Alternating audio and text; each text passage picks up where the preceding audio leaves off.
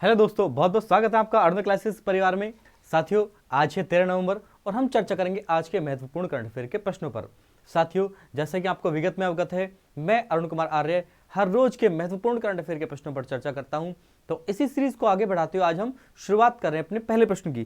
तो हमारा पहला प्रश्न आपकी स्क्रीन पर है। चलिए, हाल ही में आईसीसी का अध्यक्ष किसे नियुक्त किया गया? तो साथियों, आईसीसी का जो अध्यक्ष नियुक्त किया गया है, आपके ऑप्शन ए है ग्रेग बर्कले, आपका ऑप्शन बी है सौरभ गांगुली, आपका ऑप्शन सी है जगमोहन डालमिया, या आपका ऑप्शन डी है जहीर अब्बास। तो साथियों, इसका जो सही आंसर है वो है ग्रेग बर्कले को। आपको पता होगा रिसेंटली आईसीसी का अध्यक्ष किसे नियुक्त किया गया है? वो नियुक्त किया गया है ग्रेग बर्कले को। आइए जान लेते हैं थोड़ा सा आईसीसी और ग्रेग बर्कले के विषय में।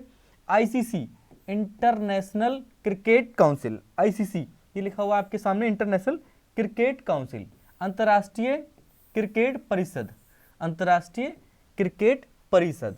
ठीक है साथियों, इसका जो स्थापना हुई थी वो 15 जून 1909 को हुई थी। कब हुई थी साथियों? 15 जून 1909 को किसकी स्थापना हुई थी? आईसीसी की। खेल की एक अंतर्राष्ट्रीय संस्था है क्या? ICC, international cricket council. ठीक है, अंतर्राष्ट्रीय क्रिकेट परिषद, जिसकी स्थापना कब हुई थी साथियों? 15 जून 1909 को स्थापना हुई थी। और जो इसका मुख्यालय साथियों वो कहाँ है? दुबई में, यूएई में, है ना? दुबई, यूएई, संयुक्त अरब अमीरात में। पता लग गया आप साथियों आपको? आईसीसी का मुख्यालय कहाँ पर है? दुबई में है। इसकी स्थापना कब हुई थी? 15 जून 1909 को इसकी स्थापना हुई थी। ये है हमारे ग्रेग बर्कले, न्यूजीलैंड के। कौन है ये? ग्रेग बर्कले, न्यूजीलैंड के। अभी हाल ही में इनको दोबारा नियुक्त किया गया है 2 वर्ष के लिए। अभी हाल ही में आईसीसी के प्रेसिडेंट के रूप में, आईसीसी के अध्यक्ष के रूप में इनकी नियुक्ति दोबारा हुई है। पूर्व में भी ये 2018 से 2020 के बीच में भी ये आईसीसी के अध्यक्ष रहे थे। न्यूजीलैंड के हैं ग्रेग बर्कले, ग्रेग बर्कले। चलिए साथियों, अब हम बढ़ते हैं अपनी नेक्स्ट प्रश्न की ओर। हमारा नेक्स्ट प्रश्न है, हाल ही में विश्व निमोनिया दिवस, विश्व निमोनिया दिवस कब मनाया गया? विश्व निमोनिया दिवस कब मनाया गया? आपके ऑप्शन ए है 8 नवंबर, आपका ऑप्शन बी है 10 नवंबर, आपका ऑप्शन सी है 11 नवंबर, या आपका ऑप्शन डी है 12 नवंबर। तो साथियों, पता होगा निमोनिया कैसी बीमारी है? निमोनिया ज्यादातर बच्चों में होने वाली बीमारी है। तो इसका सही उत्तर है साथियों 12 नवंबर को। 12 नवंबर को हाल ही में कौन सा दिवस मनाया गया है? विश्व निमोनिया दिवस। विश्व निमोनिया दिवस, थोड़ा सा जान लेंगे विश्व निमोनिया दिवस के विषय में। किसके विषय में? विश्व निमोनिया दिवस कब मनाया गया है? ये साथियों मनाया गया है 12 नवंबर को। कब मनाया गया है? 12 नवंबर को मनाया गया है विश्व निमोनिया दिवस। ये ज्यादातर जो होती है बीमारी है वो बच्चों में होती है ना।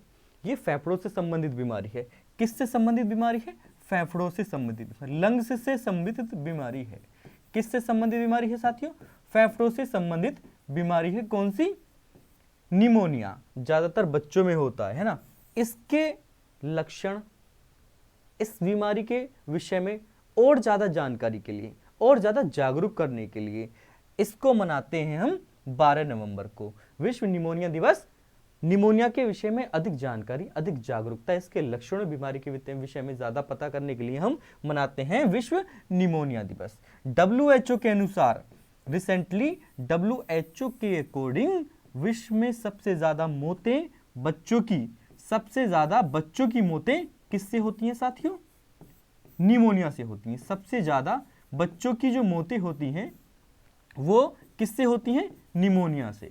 तो निमोनिया के लक्षणों के विषय में, बच्चों की मौतें, निमोनिया के लक्षणों के विषय में जागरूकता फैलाने के लिए हर वर्ष 12 नवंबर को क्या मनाते हैं हम? विश्व निमोनिया दिवस। क्या मनाते हैं साथियों हम? विश्व निमोनिया दिवस 12 नवंबर को। चलिए, अब हम बढ़ते हैं अपने नेक्स्ट प्रश्न की ओर। हमारा नेक्स्ट प्रश्न है, हाल ही में किस राज्य में विश्व का सबसे ऊंचा मतदान केंद्र, world's highest polling centre, world highest polling centre कहां बनाया गया है? आपका ऑप्शन ए है जम्मू कश्मीर, आपका ऑप्शन बी है हिमाचल प्रदेश, आपका ऑप्शन सी है अरुणाचल प्रदेश, आपका ऑप्शन डी है सिक्किम। तो साथियों, रिसेंटली अभी हिमाचल प्रदेश में विधानसभा चुनाव चल रहे हैं, तो वहां पर जो हाईएस्ट पोलिंग सेंटर बनाया गया है, सबसे ऊंचा मतदान केंद्र बनाया गया है। ठीक है, तो इसका सही आंसर हो जाएगा साथियों हिमाचल प्रदेश। क्या आंसर हो जाएगा इसका सही? Himachal Pradesh. Highest polling centre, सबसे ऊंचा मतदान केंद्र कहाँ है? हिमाचल प्रदेश में। कहाँ है साथियों? हिमाचल प्रदेश के तासी गांग में। सबसे ऊंचा मतदान केंद्र, सबसे ऊंचा मतदान केंद्र कहां पर है? हिमाचल प्रदेश के ताशीगांग में। हिमाचल प्रदेश के ताशीगांग में। हिमाचल प्रदेश की एक रिसेंटली न्यूज चर्चा में रही थी साथियों, वो आपको पता नहीं है, श्याम शरण नेगी जी की। कौन? श्याम शरण नेगी। श्याम शरण नेगी कौन है ये? कमेंट बॉक्स में बताइए। मैं कई बार बता चुका हूं, श्याम शरण नेगी। श्याम शरण नेगी जी 106 वर्ष की आयु में अभी एक्सपायर हुए हैं और ये भारत के सबसे पहले मतदाता थे। भारत के सबसे पहले मतदाता, India's first voter. India's first voter. जब 1951 में आम चुनाव हुए थे, 1951 के आम चुनाव में, तो सबसे पहले मतदान करने वाले व्यक्ति थे श्याम शरण नेगी। वो किस राज्य से संबंध रखते थे? हिमाचल प्रदेश से। कहां से साथियों? हिमाचल प्रदेश से। हिमाचल प्रदेश से संबंध रखने वाले थे श्याम शरण नेगी। इनका भी हाल ही में 106 वर्ष की आयु में निधन हो गया है। क्या विशेषता है इनकी? सबसे पहले मतदाता, भारत में सबसे पहले मतदान करने वाले व्यक्ति थे कौन? श्याम शरण नेगी। हिमाचल प्रदेश से संबंध रखते थे। चलिए साथियों, अब बढ़ते हैं हम अपने अगले प्रश्न की ओर। हमारा अगला प्रश्न है, हाल ही में कौन सा पत्तन, पत्तन बोले तो शिपयार्ड, जहां पर जहाज खड़े होते हैं, जहां पर जहाज खड़े होते हैं, समुद्र से आकर के जहां पर जहाज खड़े होते हैं, उसको बोलते हैं क्या? पत्तन, शिपयार्ड। भारत का पहला हाइड्रोजन सेल कटमेरन पोत बना। एक प्रकार का जहाज है क्या? कटमेरन, है ना। तो भारत का पहला हाइड्रोजन सेल कटमेरन पोत कौन सा बना है? ठीक है, वो किसने बनाया है? कौन सा डॉकयार्ड बना है? आपका ऑप्शन है गोवा शिपयार्ड, आपका ऑप्शन बी है मुंबई डॉकयार्ड, आपका ऑप्शन सी है कोचीन शिपयार्ड, या आपका ऑप्शन डी है नवल डॉकयार्ड। तो साथियों, अभी हाल ही में कोचीन शिपयार्ड, कौन सा डॉकयार्ड? कोचीन शिपयार्ड, है ना। शिपयार्ड या डॉकयार्ड, ठीक है, जहां पर जहाज खड़े होते हैं, जहाज बेड़ा, गोदी बेड़ा, है ना। अगर हम भारतीय इतिहास की बात करें, भारतीय इतिहास में प्राचीन इतिहास की बात करें, प्राचीन इतिहास में भी पाषाण काल की बात करें, तो पाषाण काल का एक स्थल है, पाषाण काल में भी नवपाषाण कालीन, है ना, एक स्थल है लोथल, है ना, लोथल। तो लोथल क्या था? वो शिपयार्ड था या डॉकयार्ड था, पत्तन नगर था। तो कौन सा पत्तन भारत का पहला हाइड्रोजन शेल कटमेरन पोत बना है? वो है Cochin shipyard. Cochin shipyard, shipyard या डॉकयार्ड, लोथल, है ना। ये सिंधु घाटी सभ्यता का एक पुरातात्विक स्थल है। सिंधु घाटी सभ्यता का एक पुरातात्विक स्थल है लोथल। कभी कभी पूछ लेता है, निम्न में से कौन सा सिंधु घाटी सभ्यता का स्थल पत्तन स्थल रहा है, पत्तन नगर रहा है, डॉकयार्ड रहा है? तो वो रहा है लोथल, है ना साथियों। वो कौन सा रहा है? लोथल। किसमें? सिंधु घाटी सभ्यता में, सिंधु घाटी सभ्यता में लोथल। लोथल बोले तो शिपयार्ड या डॉकयार्ड, डॉकयार्ड, है ना, डॉकयार्ड। पत्तन जहाज बेड़ा, गोदी बेड़ा, है ना, जहाज बेड़ा या गोदी बेड़ा, जहाज बेड़ा या गोदी बेड़ा नगर, है ना, कौन सा? लोथल। हिस्ट्री की बात कर रहे हैं, सिंधु घाटी सभ्यता की बात करें। अब हम चलते हैं अपने वर्तमान में। तो कोचीन पत्तन शिपयार्ड, कौन सा? कोचीन पत्तन शिपयार्ड एक ऐसा शिपयार्ड बन गया है जो भारत का पहला हाइड्रोजन सेल कटमेरन, हाइड्रोजन सेल कटमेरन, क्या है इसका मतलब? हाइड्रोजन सेल कटमेरन, हाइड्रोजन सेल कटमेरन, है ना। ये एक ऐसा जहाज है, ये जहाज आप देख रहे होंगे, ये ऐसा बहुत हल्का सा जहाज है जो किससे चलेगा? हाइड्रोजन से चलेगा। किससे चलेगा? हाइड्रोजन से चलेगा। इस जहाज को अभी हाल ही में पीएम गति शक्ति योजना के तहत, पीएम गति शक्ति योजना के तहत कोचीन शिपयार्ड ने तैयार करा है। किसने तैयार करा है? कोचीन शिपयार्ड ने तैयार करा है। हाइड्रोजन से चलेगा। हाइड्रोजन से चलने का महत्व क्या होगा? हाइड्रोजन से चलने का महत्व होगा जो पत्तन या पोत परिवहन है उसमें होने वाले प्रदूषण को ये कम करेगा। पोत परिवहन के क्षेत्र में होने वाले प्रदूषण को कम करेगा ये शिपयार्ड, कोचीन शिपयार्ड के द्वारा बनाया गया एक जहाज है। कौन सा? शेल कटमेरन, है ना, हाइड्रोजन शेल कटमेरन। एक बहुत ही हल्का सा जहाज है, बहुत ही हल्का सा जहाज है। लगभग के इसमें 100 यात्री आराम से बैठ सकते हैं, 100 यात्री आराम से बैठ सकते हैं। इसको कोचिन शिपयार्ड द्वारा तैयार किया गया है। और इसको कहां लाया जाएगा, कहां स्थापित किया जाएगा, इसको लाया जाएगा वाराणसी में। इसको कहां लाया जाएगा साथियों, वाराणसी में, है ना, वाराणसी में। तो आपको पता हो गया है कि कोचिन शिपयार्ड द्वारा 100 यात्रियों का हल्का हाइड्रोजन सेल कटमैरन जहाज कहां स्थापित किया जाने वाला है, वाराणसी में। कोचिन शिपयार्ड ने एक बहुत ही हल्का हाइड्रोजन शेल कटमैरन तैयार कर लिया है। तो किस शिपयार्ड ने तैयार किया है, वो कोचिन शिपयार्ड ने। ठीक है साथियों, चलिए अब हम बढ़ते हैं अपने नेक्स्ट प्रश्न की ओर। हमारा नेक्स्ट और अगला प्रश्न है, लोक प्रसारण दिवस कब मनाया गया, लोक प्रसारण दिवस कब मनाया गया। तो साथियों आपका ऑप्शन ए है 6 नवंबर, आपका ऑप्शन बी है 10 नवंबर, आपका ऑप्शन सी है 11 नवंबर, या आपका ऑप्शन डी है 12 नवंबर। साथियों लोक प्रसारण दिवस है ना, रेडियो संचालन, यानी कि जब रेडियो पर प्रसारण हुआ था पहली बार, है ना, तो उसके विषय में उस दिवस को हम क्या मनाते हैं, एक उसकी दिवस के रूप में मनाते हैं। तो वो मनाते हैं हम साथियों 12 नवंबर को। कब मनाते हैं हम साथियों, 12 नवंबर को। तो इसका ऑप्शन डी सही हो गया। लोक प्रसारण दिवस कब मनाते हैं हम, 12 नवंबर को। चलिए जान लेते हैं थोड़ा सा विस्तार से, लोक प्रसारण दिवस कब मनाते हैं हम, 12 नवंबर। कब मनाते हैं साथियों, 12 नवंबर को। 12 नवंबर को क्या मनाते हैं हम, लोक प्रसारण दिवस। वर्ष 1947 में आज के दिन महात्मा गांधी ने आकाशवाणी भवन नई दिल्ली से कुरुक्षेत्र में मौजूद शरणार्थियों को संबोधित किया था। तो उसी दिन से क्या मनाने लगे हम, लोक प्रसारण दिवस। जब 1947 ने कुरुक्षेत्र में मौजूद शरणार्थियों को महात्मा गांधी जी ने पहली बार लोक प्रसारण रेडियो पर संचालन के तहत उनको संबोधित किया था, और लोक प्रसारण पर पहली बार रेडियो पर इसका विचार आया था, तो उसी दिन से हम क्या मनाने लगे, लोक प्रसारण दिवस। लोक प्रसारण दिवस कब मनाते हैं साथियों, 12 नवंबर को। 12 नवंबर को, है ना। अब बात करेंगे हम 1 नवंबर की। कब की बात करेंगे साथियों हम, 1 नवंबर को क्या मनाते हैं, 1 नवंबर को मनाते हैं हम विश्व शाकाहारी दिवस। विश्व शाकाहारी दिवस, विश्व शाकाहारी दिवस कब मनाते हैं साथियों हम, 1 नवंबर को। क्योंकि जितने भी दिवस हैं, खासकर नवंबर माह के दिवस, विश्व शाकाहारी दिवस आपकी आने वाली परीक्षाओं के लिए बहुत ही महत्वपूर्ण होने वाले हैं। आपकी आने वाली परीक्षाओं के लिए बहुत ही महत्वपूर्ण होने वाले। और साथियों वीडियो पसंद आ रही तो प्लीज वीडियो को सब्सक्राइब जरूर, चैनल को सब्सक्राइब जरूर कर लीजिए, वीडियो को लाइक कर दीजिएगा। क्योंकि मैंने देखा है जो हमारी परसेंटेज है, मैंने भी 2 दिन पहले भी बताया था, सब्सक्राइबर की तो कम है और जो अनसब्सक्राइबर है वो वीडियो ज्यादा देख रहे हैं।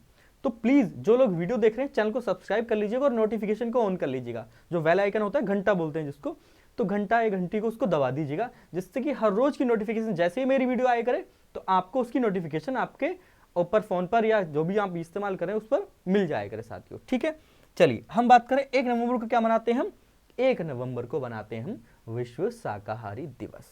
1 नवंबर को मनाते हैं हम विश्व शाकाहारी दिवस। बात करेंगे हम 5 नवंबर की। तो साथियों अभी 5 नवंबर को कौन सा दिवस मनाया गया है, 5 नवंबर को मनाया गया है, 5 नवंबर को मनाया गया है विश्व सुनामी जागरूकता दिवस। विश्व सुनामी जागरूकता दिवस, विश्व सुनामी जागरूकता दिवस, विश्व सुनामी जागरूकता, विश्व टी सुनामी जागरूकता दिवस, विश्व सुनामी जागरूकता दिवस। यानी कि सुनामी आने से पहले, सुनामी आने से पहले क्या क्या हमें बचाव करने चाहिए और उनके आने के क्या क्या लक्षण हैं, उन विषयों में जागरूकता फैलाने के लिए प्रतिवर्ष 5 नवंबर को क्या मनाया जाता है, विश्व सुनामी दिवस मनाया जाता है, विश्व सुनामी जागरूकता दिवस मनाया जाता है। साथियों मैं बात करूंगा 7 नवंबर की।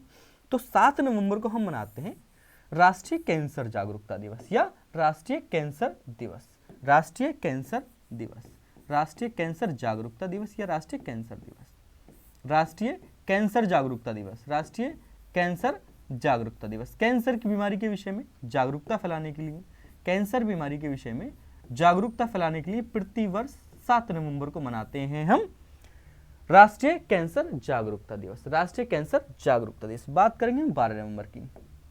तो 12 नवंबर का आप बताइए मुझे कमेंट बॉक्स में, क्योंकि कल था 12 नवंबर और आपने अगर कल की वीडियो नहीं देखी है तो प्लीज जाइए कल की वीडियो देखिए करंट अफेयर की, और उसके 12 नवंबर में मैंने कौन सा दिवस बताया था तो वो आपको बताना है मुझे कमेंट बॉक्स में। ठीक है साथियों, चलिए अब हम बढ़ते अपने नेक्स्ट प्रश्न की ओर। नेक्स्ट प्रश्न है हमारा, हाल ही में जैव विविधता के क्षेत्र में, बायोडाइवर्सिटी के क्षेत्र में, किसके क्षेत्र में? बायोडाइवर्सिटी के क्षेत्र में, जैव विविधता के क्षेत्र में मनाए जाने वाला संगाई महोत्सव, कौन सा महोत्सव? संगाई महोत्सव कहां मनाया जाता है, किस राज्य में मनाया जाता है? संगाई महोत्सव, आपका ऑप्शन है केरल, आपका ऑप्शन बी है तमिलनाडु, आपका ऑप्शन सी है मणिपुर, या आपका ऑप्शन डी है उड़ीसा। तो साथियों, रिसेंटली जो संगाई महोत्सव मनाया गया है और प्रतिवर्ष मनाया जाता है, वो मनाया जाता है मणिपुर में।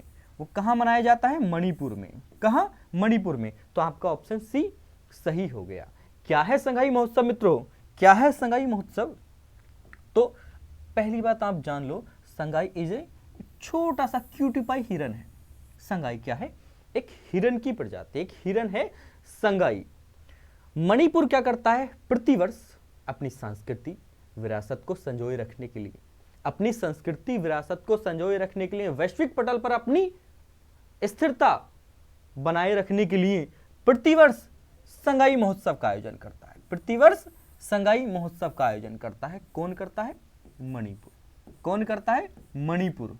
ठीक है साथियों, तो संगाई महोत्सव कहां मनाया जाता है? मणिपुर में मनाया जाता है। संगाई महोत्सव कहां मनाया जाता है? मणिपुर में मनाया जाता है। चलिए साथियों, अब बात करेंगे हम अगले प्रश्न की ओर। हमारा अगला प्रश्न है, हाल ही में किसे स्विट्जरलैंड के फ्रेंडशिप एम्बेसडर नियुक्त किया गया है? फ्रेंडशिप एम्बेसडर, जैसे कि ब्रांड एम्बेसडर नियुक्त करते हैं, वैसे ही एक फ्रेंडशिप एम्बेसडर है, एक मित्रता राजदूत, मित्रता राजदूत के रूप में किसे नियुक्त किया गया है स्विट्जरलैंड का? आपके ऑप्शन ए है कोहली, आपके ऑप्शन बी है नीरज चोपड़ा, के विषय में आप भली बात ही जानते होंगे, आपके ऑप्शन सी है पीवी सिंधु, या आपका ऑप्शन डी है सुनील छेत्री। तो साथियों, अभी हाल ही में स्विट्जरलैंड ने अपने मित्रता राजदूत के रूप में, फ्रेंडशिप एम्बेसडर के रूप में किसे नियुक्त किया गया है? वो नियुक्त किया है नीरज चोपड़ा जी को। किसे नियुक्त किया गया है? नीरज चोपड़ा को। तो आपका ऑप्शन बी सही हो गया है, नीरज चोपड़ा को नियुक्त किया गया है फ्रेंडशिप ब्रांड एम्बेसडर। किसका? स्विट्जरलैंड का। साथियों, सुनील छेत्री के विषय में आपको पता ही होगा, किस खेल से संबंधित है? ये फुटबॉल में महारत हासिल है, तो फुटबॉल के क्षेत्र से संबंधित है सुनील छेत्री। पीवी सिंधु, आप मुझे कमेंट बॉक्स में बताइए। विराट कोहली, नीरज चोपड़ा को आपको पता ही होगा, ये किसमें? भाला फेंक में। ये किसमें? भाला फेंक में। चलिए जान लेते हैं थोड़ा सा नीरज चोपड़ा जी के विषय में। जैवलिन थ्रो, नीरज चोपड़ा या जैवलिन थ्रोअर, ये एथलीट है। कौन है? एथलीट। ये कौन है? नीरज चोपड़ा एथलीट है। एथलीट किस क्षेत्र में महारत हासिल है इनको? किस क्षेत्र में महारत हासिल है साथियों इनको? जैवलिन थ्रो में। जैवलिन थ्रो में, भाला फेंक में। किसमें? भाला फेंक। भाला फेंक। आप भाला फेंक मत रखिए, क्योंकि भाला फेंक अब नहीं आता है। भाला फेंक अब नहीं आता है ना, अब आता है जैवलिन थ्रो। अब आता है साथियों javelin throw. Javelin throw, javelin throw English में बोलते हैं और हिंदी में बोलते हैं भाला फेंक। तो भाला फेंक या जैवलिन थ्रो के एक विशिष्ट एथलीट हैं नीरज चोपड़ा। रिसेंटली इन्होंने, अभी क्या हुआ था, वर्ल्ड एथलीट चैंपियनशिप हुई थी। वर्ल्ड एथलीट चैंपियनशिप हुई थी, तो वर्ल्ड एथलीट चैंपियनशिप में इन्होंने क्या प्राप्त किया? कौन सा गोल्ड प्राप्त किया, या सिल्वर प्राप्त किया, ब्रॉन्ज प्राप्त किया? आप मुझे बताइए। वर्ल्ड एथलीट चैंपियनशिप हुई थी।